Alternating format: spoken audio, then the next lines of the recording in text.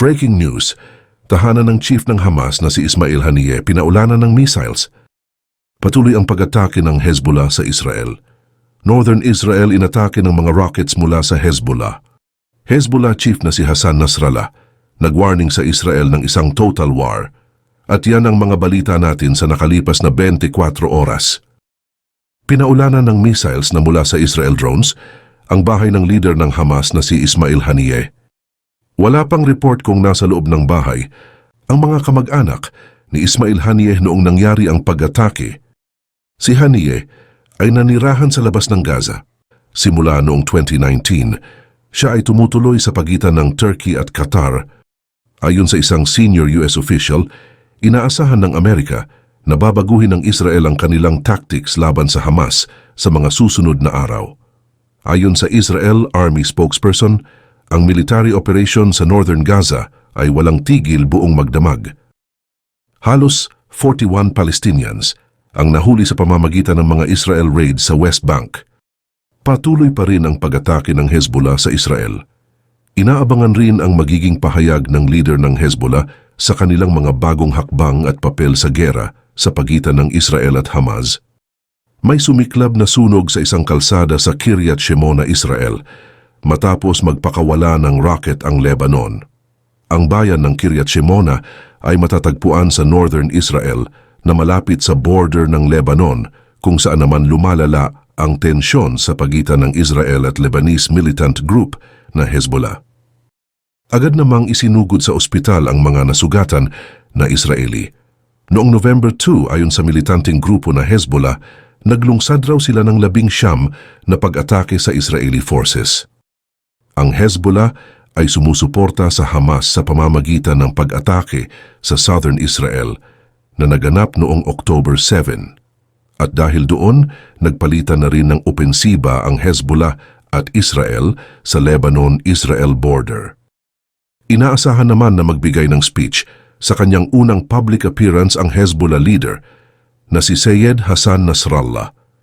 Inaabangan sa speech na ito kung ano pa ang mga susunod na hakbang ng grupong Hezbollah at kung ano pa ang maaring maging papel ng Hezbollah sa pagitan ng Israel-Hamas war. Samantala ayon naman sa Israel, napalibutan na daw nila ang pinakamalaking lungsod sa Gaza Strip. Ito ay ang Gaza City.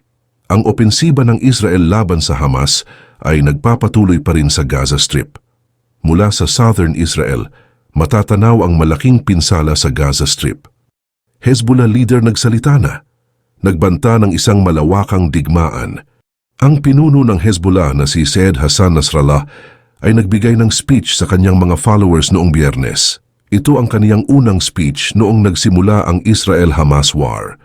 Ayon sa leader ng Hezbollah, sinisisi niya ang Amerika sa digmaan sa Gaza.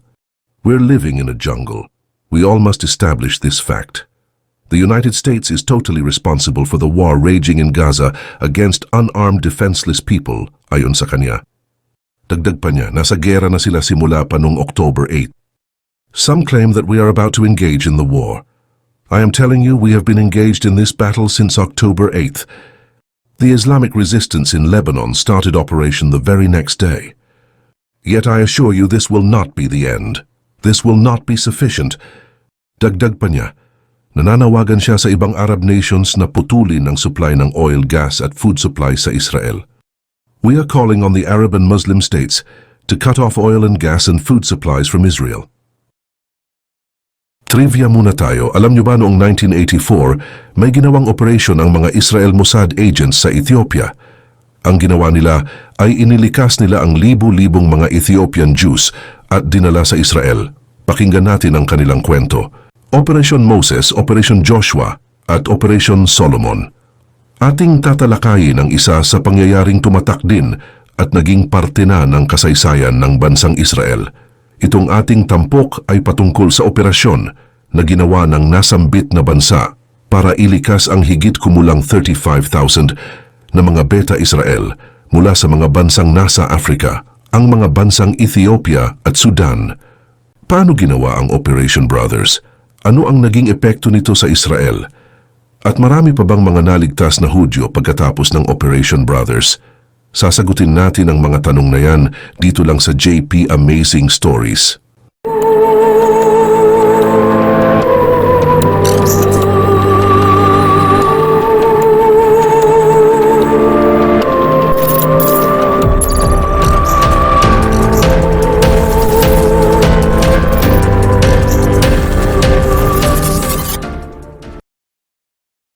Ang mga Beta Israel na ito ang siyang tawag sa mga tao na nakatira sa mga nabanggit na bansa. Itong mga operasyong ito ay pinangalan ng Operation Moses, Operation Joshua at Operation Solomon, kung saan ang pakay nito ay ang pagbabalik ng mga Hudyo sa bansang Israel. Itong mga sinasabing Beta Israel ay sinasabing mula raw sa angkan ng nawawalang tribo ni Dan.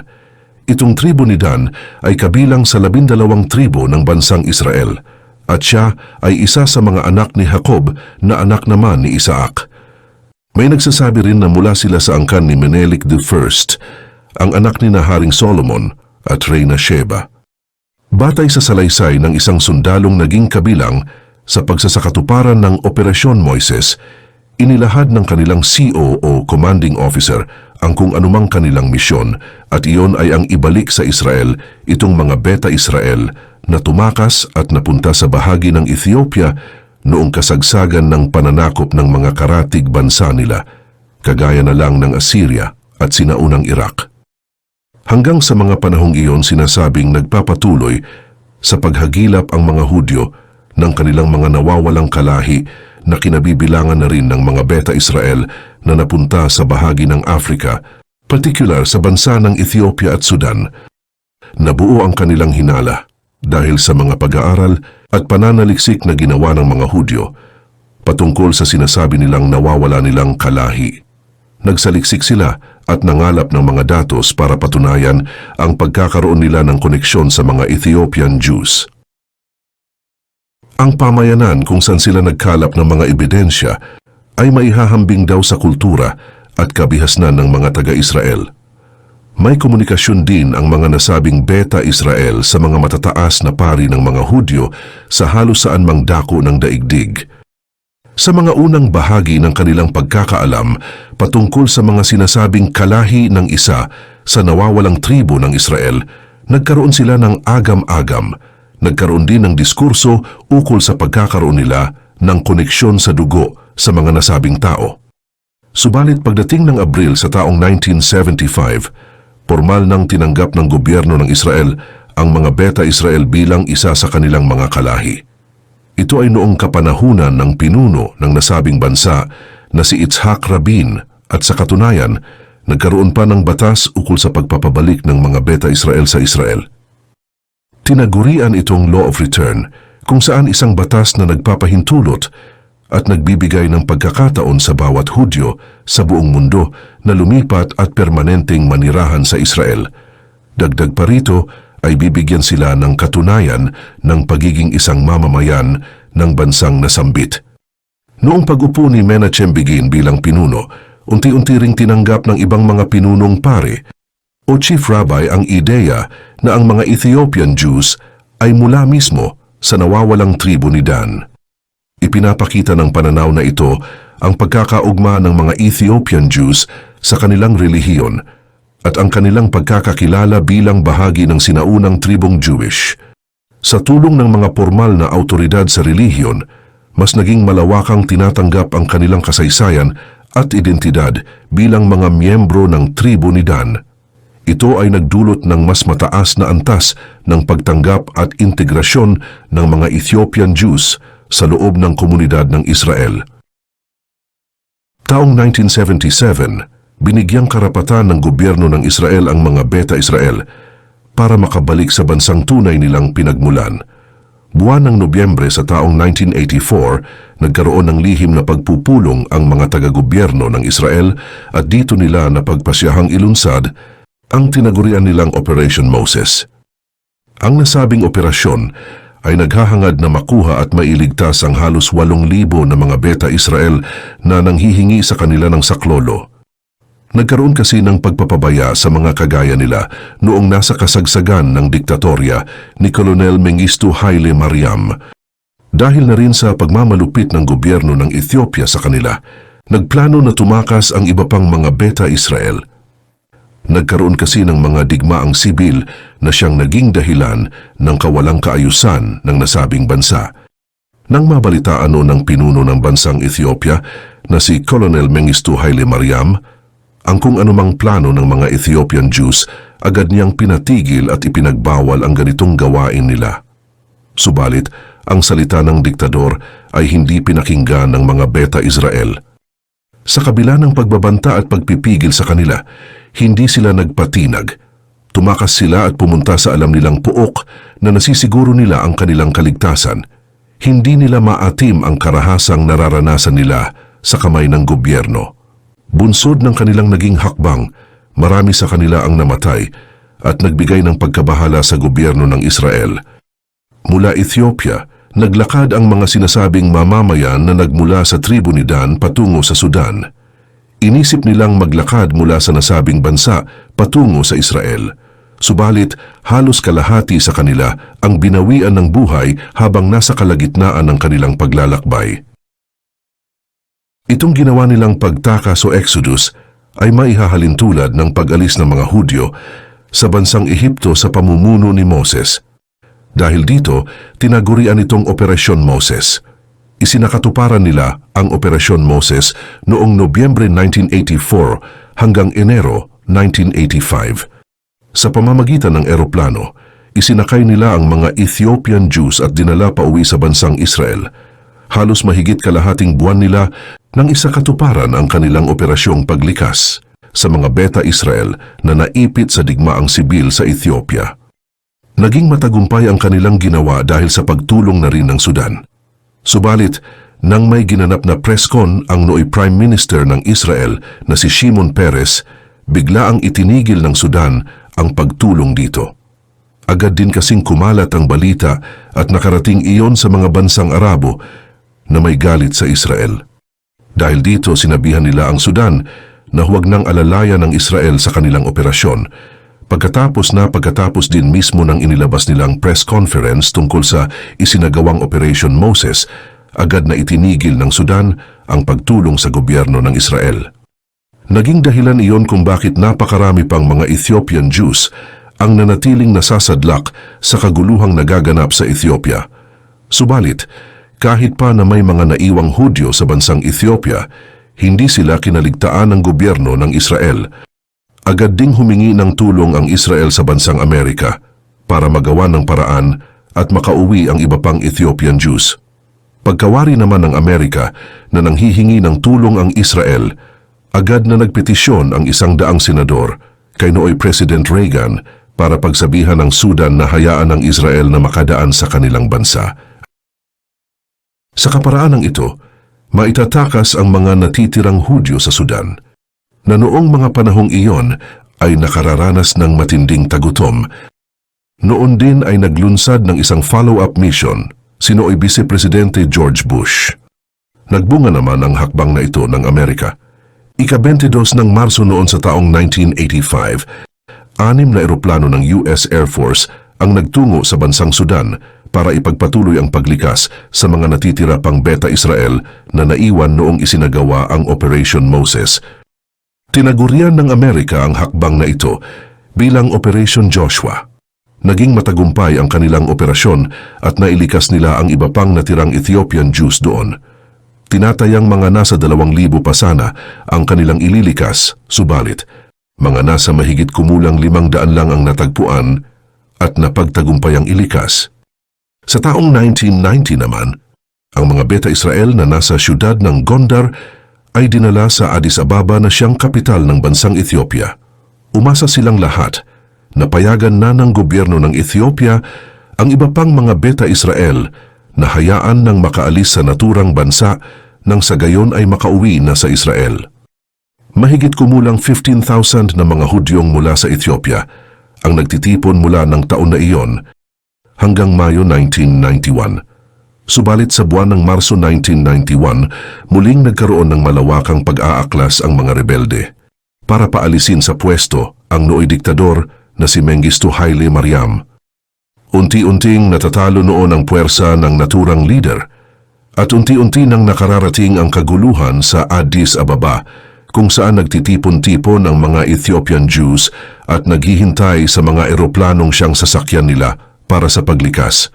Bunsod nito, naging alerto at nabahala ang bansang Israel.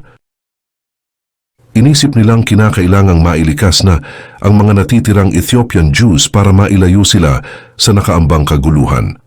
Sinubukan din nilang kumbinsihin ang mga rebelde na itigil muna ang putukan at kaguluhan, pero hindi nila pinansin ang panawagang ito. Sa kabilang dako, humingi ng tulong ang gobyerno ng Israel sa Amerika na ang kapalit naman ay halagang $35 million. Ang nasabing pera ay magsisilbing suhol sa Ethiopia para pumayag silang makaalis sa kanilang bansa ang mga beta Israel na naiwan doon. Itong operasyon ay tinagurian nilang Operation Solomon. Ginamit nila sa operasyong ito ang Israeli Defense Force Hercules C-130 at Boeing 747 at 707 kung saan binalak nilang isakay ang mga ililikas nilang mga beta Israel na umabot sa 18,000. Ang mga eroplanong nabanggit ay sinadyang tinanggalan ng upuan para mas maraming tao ang kakasya kapag sinakyan ito. May ilan ring local flights ang nagpaabot ng tulong sa Israel para maisakatuparan ang nasabing operasyon. Pinagdamit ng gobyernong Israel ang mga sundalong kalakip sa nasabing Operasyon Solomon. Alinsunod yon sa gusto ng pamahalaan ng Ethiopia na mga sibilyan ang siyang aalalay sa pagsagip sa mga naiwang beta Israel.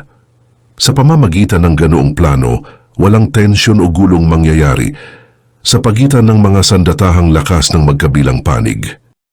Isa rin sa dahilan ng ganoong alituntunin nila ay ang pagkakaroon ng kaguluhan sa Ethiopia dahil sa malawakang pagsugod ng mga rebelde. May 24, 1991, nakalapag ang isa sa eroplano at agad na pumunta ang mga doktor at sundalo sa kanilang estasyon para umalalay sa kanilang irirescue.